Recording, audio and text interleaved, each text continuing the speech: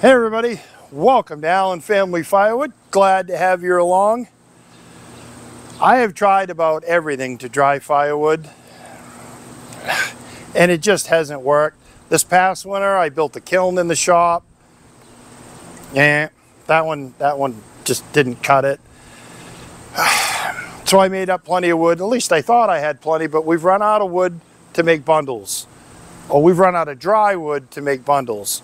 So I had taken some of these pallets and I put them in the shop, fired up the wood stove, while it's 80, 90 degrees out, running the wood stove for about 4 days inside the shop, got it up to about 110 in there, but the humidity was right up there too. I kept opening and closing the garage door, dumping out the humidity.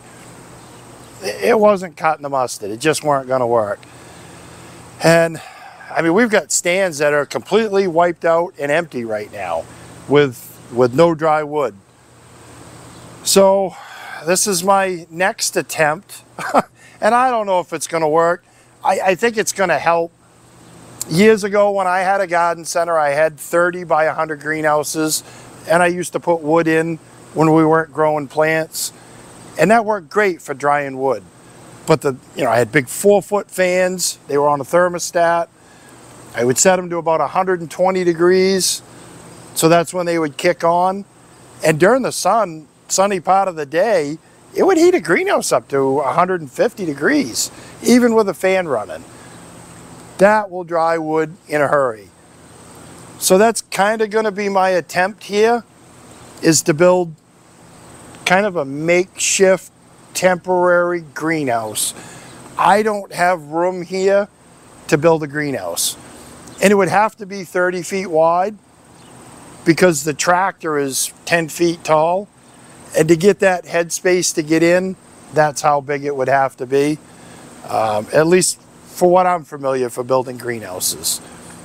So I need some sort of a greenhouse that I can put wood in, take wood out with the tractor. And that's what I'm going to try and do here.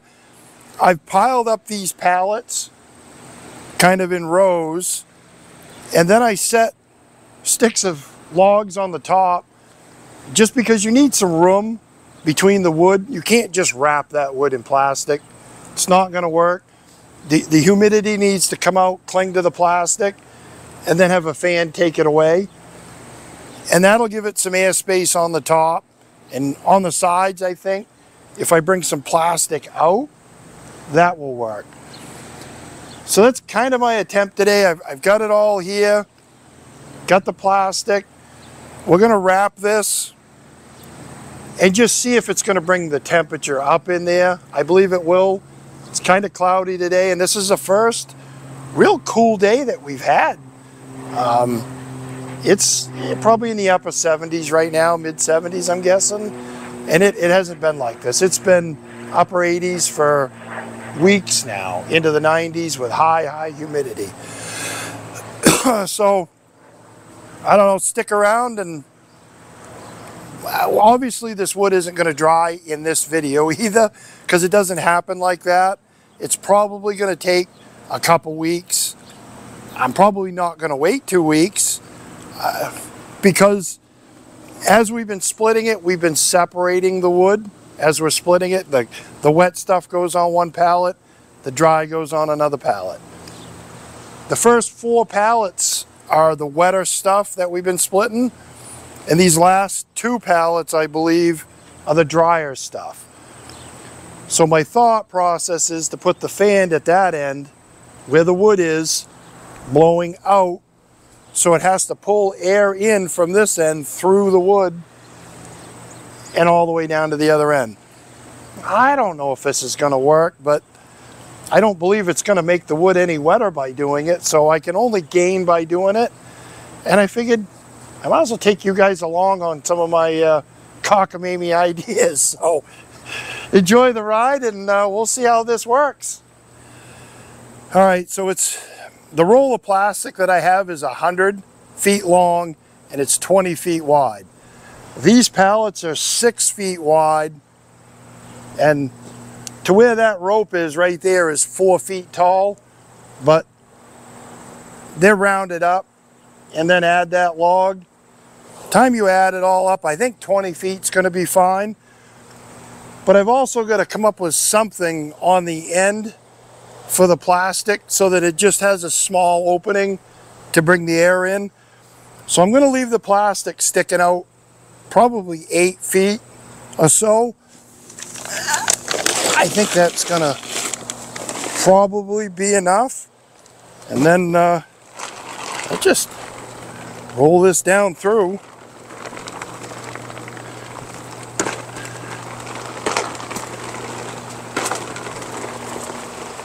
I'm going to have to come by the end here, and I probably got to clean up some tires and stuff that the farm has here to rig up something to put the fan in to pull the air through. And I still don't know what I'm going to do yet, but I guess you guys are going to find out when I do.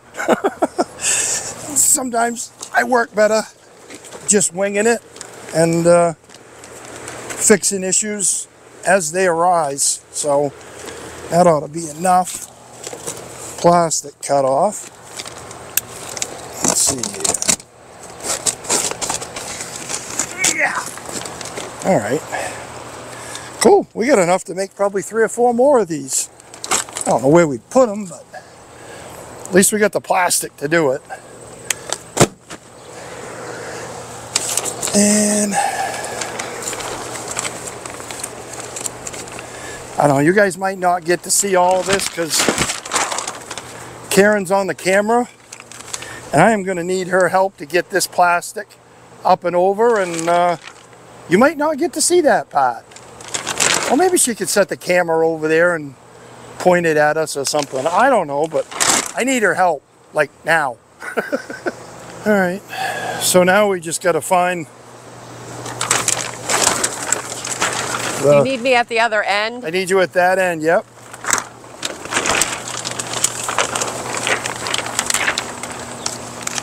Just got to find the leading edge of it. It's down about 3 folds. Yep. I'll kind of pull back towards you. No, leave that on the ground. Pull the one in your left hand, pull back. There you go. All right. Let the wind get it, and that'll. Yeah. Now we just gotta make it go up, and I believe unless that's doubled up, I don't think it is. No. We'll go right up and over.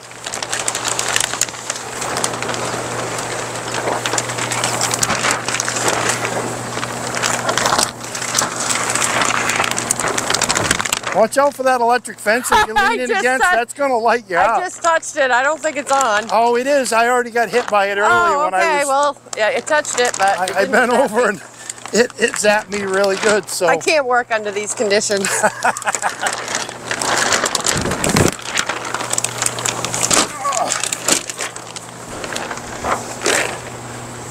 I don't know how much we got on the other side. Probably all kinds. We can pull it over in the back a little more. Might be able to pull a little bit more back. Well, I guess they're about even, aren't they? Yeah. That seems like a good... That ripped a little. Good even. Well, yeah, it's going to have a few tears in it. It's not going to be perfect. But it's nice and thick plastic, though. It is. That's good 6 mil plastic.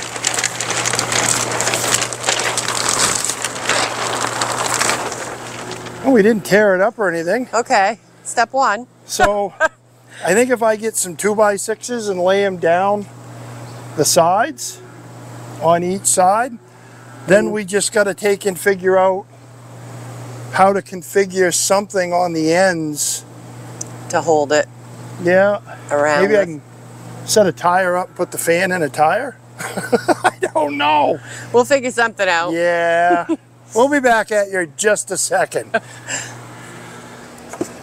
All right, so what I'm doing differently here is I had a bunch of these boards for making pallets. The parts are all cut. So I'm putting one on each pallet, kind of tipped out like this, just so the plastic will come out. If you bring that plastic in tight to the pallet, there's just not going to be any airspace there, and the heat, I don't believe, is going to build up as well. The sun here comes up over there and comes across and sets over there. So it's I mean, we didn't orient this perfectly to the sun, but it's what I got for space to work with. But I can tell you what, the plastic's working because it's some awful kind of hot in there and humid. I just threw the thermometer temp and humidity gauge down at the other end, and we'll check that after I get everything all done and just see how well it is working, because it's probably the upper 70s right about now. It's not super humid out either. I don't know what the humidity would be, but it's not terrible. But God, I hate to go back under here. It is not nice in there.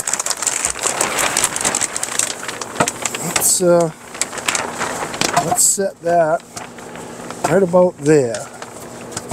Prop it up. Whew. Wow. Whew. It's like air conditioning being out here compared to in there. But we got to do the same thing on the other side, and it's probably not going to work real good having a camera over there because the electric fence is there and the camera operator doesn't want to get juiced, so Really, no. we might not video that part.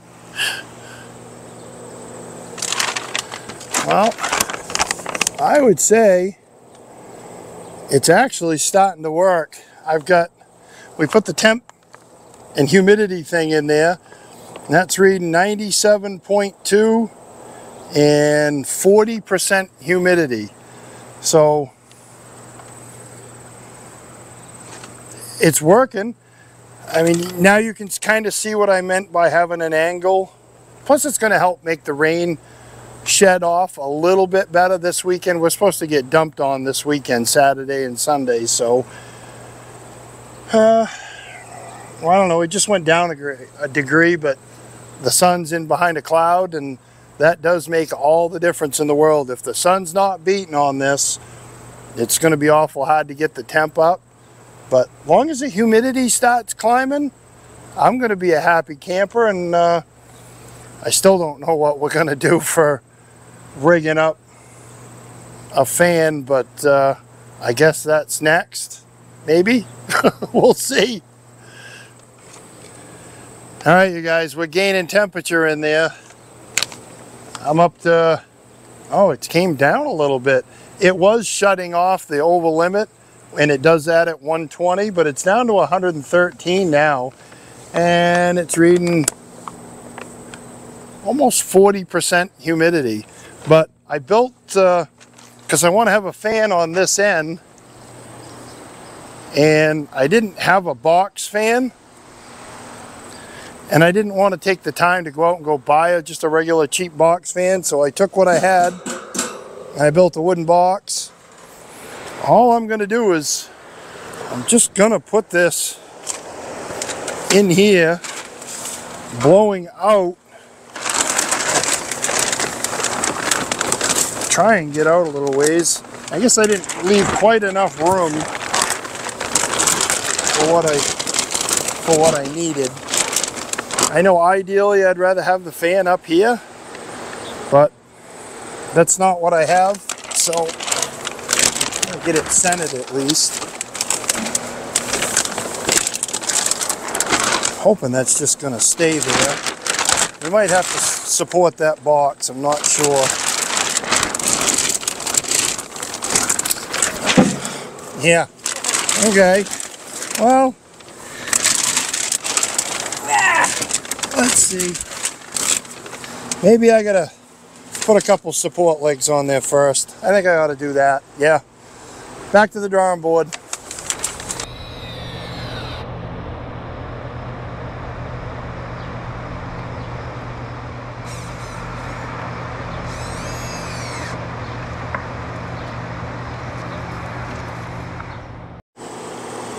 All right, I think this thing's starting to actually come together, you guys. I've got some tires over on the edges here so it'll pull through the wood. And this is all hooked in with some cleats around the top. And go ahead and plug that in here and see if we get if this thing's actually going to work. Hey, look at that. Ooh, that's pretty hot air coming out. Nice. Nice.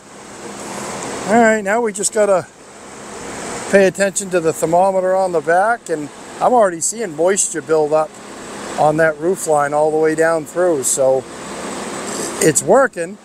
It's just a waiting game now, guys. All right, well, sorry, I kind of forgot we had to deal with the other end of this thing. It's kind of important to have air going through. So what I did was I started out and I cut a hole, just a slice across here, and because the plastic was sucked right tight to this end wood, which tells me the fan's doing good. But these boards are in, kind of holding it out a little bit because I need this to dry as well. But even with that, it's still got lots of pull, you guys. I mean, that's no problem. But I need that open, so I'm going to put one more in here just to kind of pull it out a little ways. I think if I keep that down, it's letting some go down in. I kind of blocked off each side because you can, how I tip the sides out is just to build more heat, but I don't want the air going down through. And it might very well be just going through this first pallet and then going out. I'm not sure. I can't tell you what the temperature is because we had a, I'll just show you. I don't think these are made. I don't know if it shows it, but there's a great big black spot in the middle of that and you can't read anything anymore. So I would say that's junk. It's not gonna work, but I can feel the air. It's just pulling through here. I don't know if that should be bigger or not. I figured it's better to start small and then keep working our way into a bigger hole. Maybe I should just staple it all the way around the end of this and let it pull through the whole pile. I really don't know. I mean, I haven't had the best of luck of trying to build a kiln, but I have had good luck previously with greenhouses drying wood. I know that works. You just can't have the plastic touching the wood. So I'm just going to leave it the way we got it here, and maybe in the next video or the one after, we'll report back on how it worked. But I gotta go split some wood because this has been a project today dealing with this, and while we were in the middle of it, there was a tote over there that was full of chunks. A return customer just showed up, come back, got another tote from us, another 50 bucks. So I like that. All right, let's go split some wood.